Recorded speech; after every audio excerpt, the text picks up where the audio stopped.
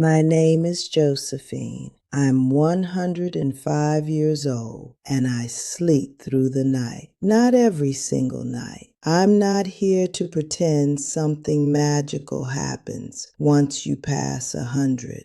There are nights when my body reminds me how long it has been carrying me. My knees ache a little. My hands feel stiff. Sometimes I wake up once or twice, but most nights I sleep. Deep, steady sleep. The kind that lets you wake up and feel like your mind has been somewhere quiet. People ask me about it all the time. What's your secret? They expect me to name a tea, a pill, a special mattress, or routine someone wrote about in a magazine. But what I've learned about sleep didn't come from anything like that. It came from living a long life and noticing what disturbs rest and what protects it. Because sleep is not something you force, it's something you allow. And most people spend years unknowingly doing the opposite. The first thing I learned is this: you cannot carry the whole day into the night. When I was younger, especially in my 40s and 50s, my mind did not rest when my body did. I would lie down in bed, but my thoughts kept moving. What needed to be done tomorrow? What I forgot to say today? What might go wrong next week? The mind would replay conversations, rebuild arguments, create new worries that hadn't even happened yet. And I believed that was normal, part of being responsible, part of being an adult. But over time, I began noticing something. The nights I slept best were not the days when everything went perfectly. They were the days when I had decided consciously to stop carrying things forward. There is a moment in the evening when the day should end, not physically, mentally. If you miss that moment, the day follows you into the bed. And once it is there, sleep becomes difficult. So I created a quiet habit, nothing complicated, just a small ritual. After dinner,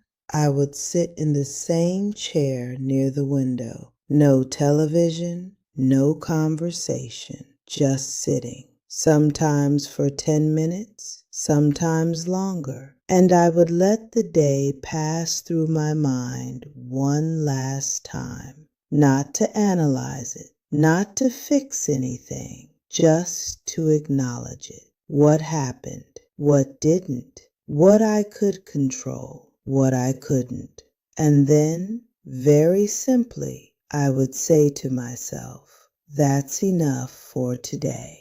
It sounds small, but that sentence became a boundary, a way of telling my mind that it did not need to keep working. At first, it didn't work perfectly. My thoughts still followed me to bed sometimes, but over the years, that habit grew stronger. Now, when I lie down, my mind recognizes the signal. The day is over. The work is done. Rest. The second thing I learned about sleep is this: your body remembers how you treat it during the day. People often think sleep begins at night, but sleep is shaped long before you close your eyes. When I was younger, there were periods in my life when I moved very little. Busy days, long hours sitting, little time outside. And those were the years when sleep felt restless. Not terrible, just unsettled. The body had energy it had not used, tension it had not released. Now, at 105, my movement is slow, but it is steady. Every morning I walk, not far, just down the street and back. Sometimes I stop halfway and rest. Sometimes I take longer than I used to, but I move.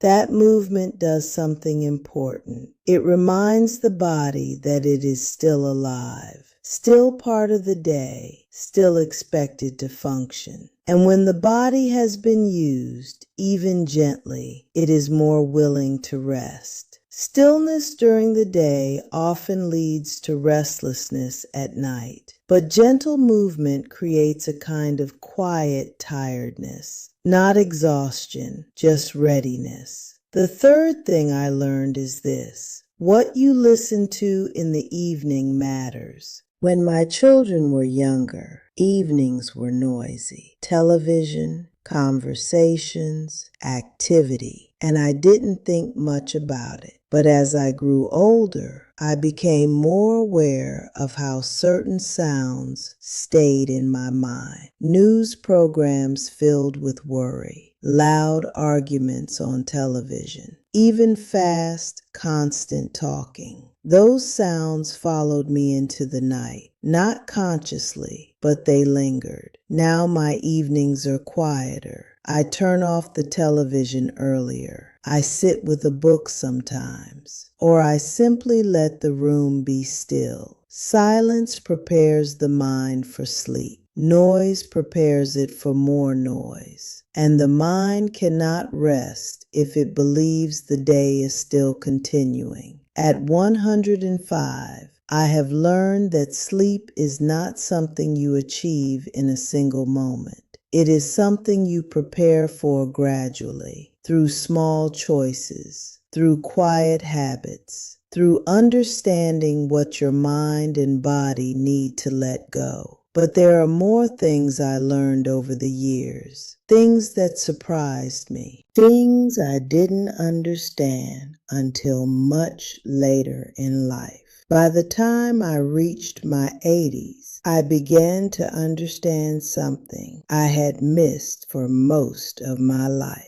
Sleep is not only about the body, it is deeply tied to the heart. You can do everything right physically, eat well, move during the day, keep a routine, and still lie awake at night if something inside you has not settled. For many years, I didn't see that clearly. I thought sleep was mechanical, that if I followed the right steps, rest would come. But life taught me something different. The nights I struggled most were not the ones when I had too much coffee or stayed up too late. They were the nights when something inside me felt unresolved. A conversation I avoided, a worry I hadn't faced, a feeling I pushed aside because I didn't have time to deal with it. Those things don't disappear just because you ignore them. They wait. And nighttime is when they return, because the world becomes quiet.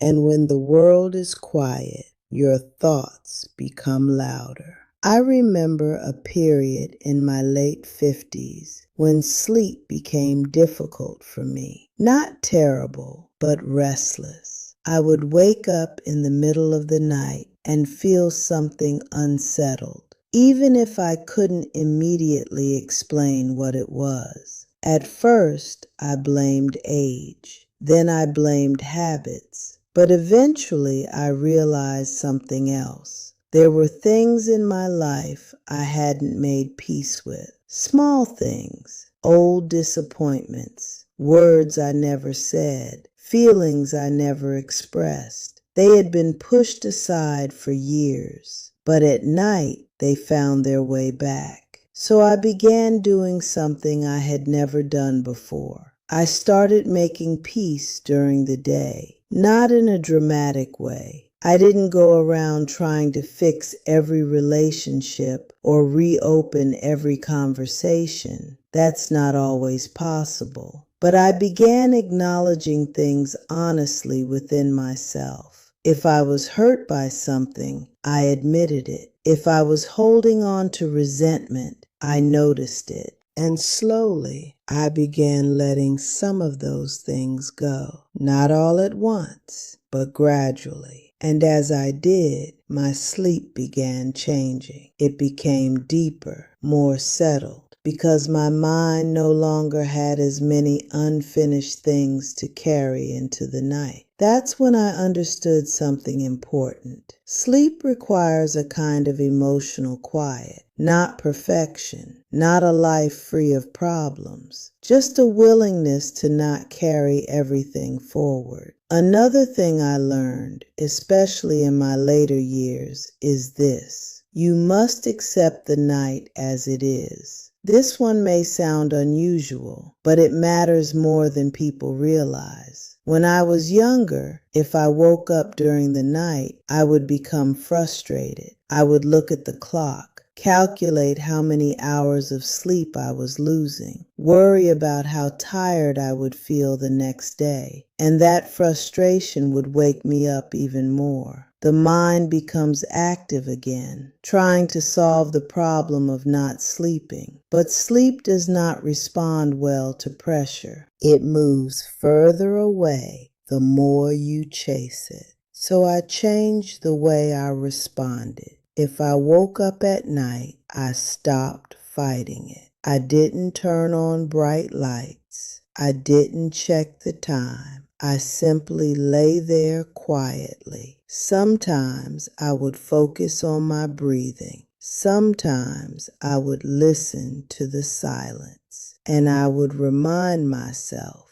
this is still rest. Even if I wasn't fully asleep, my body was still lying down, still recovering in its own way. That shift removed the tension, and often, without forcing it, sleep would return, not always immediately, but gently. Acceptance made the difference. Resistance made things worse. This is something many people misunderstand. They treat sleep like a task, something to achieve.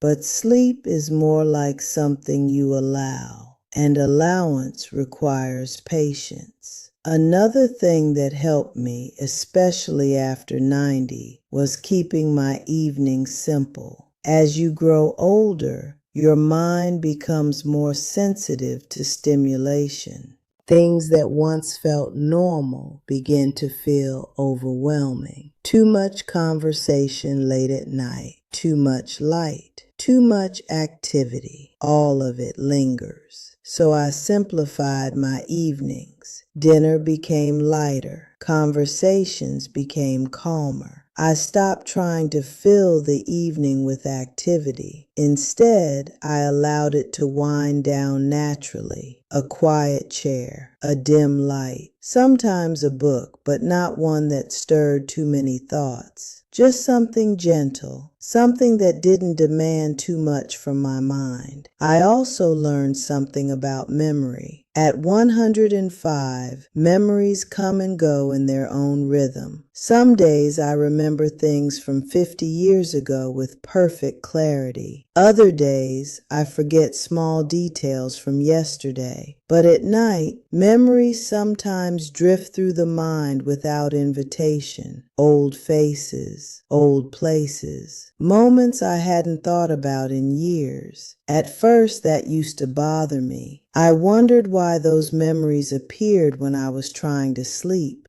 But over time, I began seeing them differently. Not as interruptions, as visits. Little reminders of a life that had been fully lived. When I stopped resisting them, they lost their intensity. They passed more gently, and again, sleep followed. There is also something else that matters, though people don't talk about it often. The feeling of safety. Sleep requires a sense of safety, not just physical safety, emotional safety. The feeling that for this moment, nothing needs to be done. Nothing needs to be solved. Nothing needs to be protected. That feeling becomes harder to find if you spend your days in constant tension, always thinking ahead, always preparing for the next problem. So I began giving myself permission to feel safe at night, even if the world outside was uncertain, even if life still had unanswered questions. At night, I would tell myself, "For now, you are safe." And that simple thought settled something inside me. Sleep followed more easily after that. By the time I reached 100, I understood something I wish I had known much earlier. Sleep is not just a physical act. It is the result of how you live your day, how you carry your thoughts, how you treat your own mind. But there is one more piece to this. The simplest reason of all, the reason I still sleep through the night, even at 105,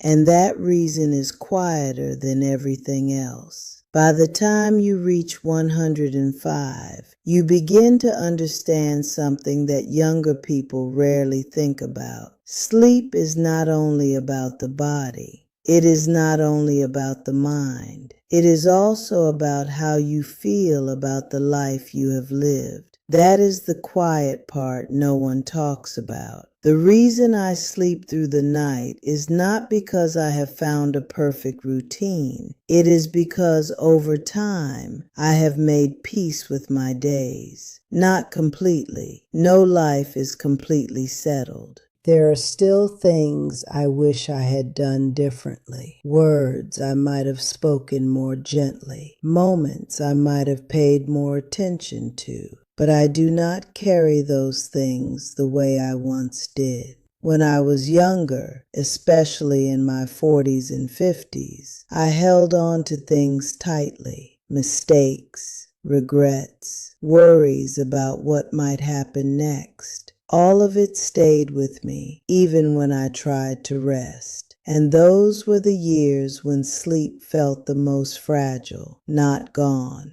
but easily disturbed. Because the mind does not rest when it is still holding on to everything. At some point, I can't tell you exactly when, I began letting things go more easily, not because I forced myself, because I grew tired of carrying them. Carrying every mistake forward does not improve your life. It only makes the present heavier. So I started releasing things quietly. If I remembered something I had done wrong years ago, I would acknowledge it and let it pass. If I thought about something I could not change, I would remind myself that belongs to another time. That simple shift changed my nights. Because when you lie down without the weight of yesterday pressing on your chest, the body relaxes more naturally. Sleep becomes something that arrives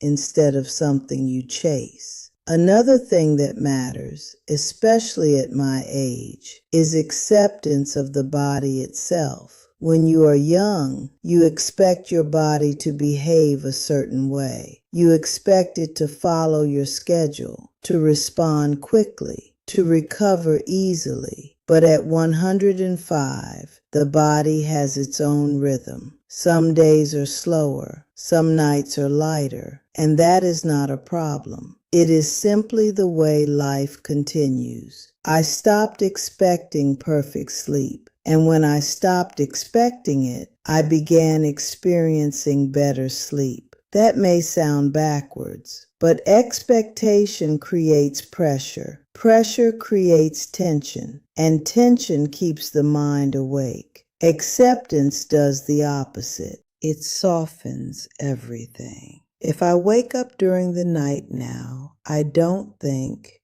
something is wrong. I think this is part of the night. Sometimes I lie there and listen to the quiet, to my own breathing, to the faint sounds outside, and often, without effort, sleep returns. But even when it doesn't immediately, I am not disturbed by it, because I no longer measure rest in perfect hours. I measure it in calm. And calm is something you can have even when you are awake. There is one more thing I want to say. Something simple. I do not go to bed afraid of the night. That matters more than anything else. When you are younger, the night can feel like a place where worries grow, where thoughts become louder, where loneliness sometimes feels heavier. But over time, I stopped seeing the night that way. The night became a place of quiet, a place where nothing is required of me. No decisions,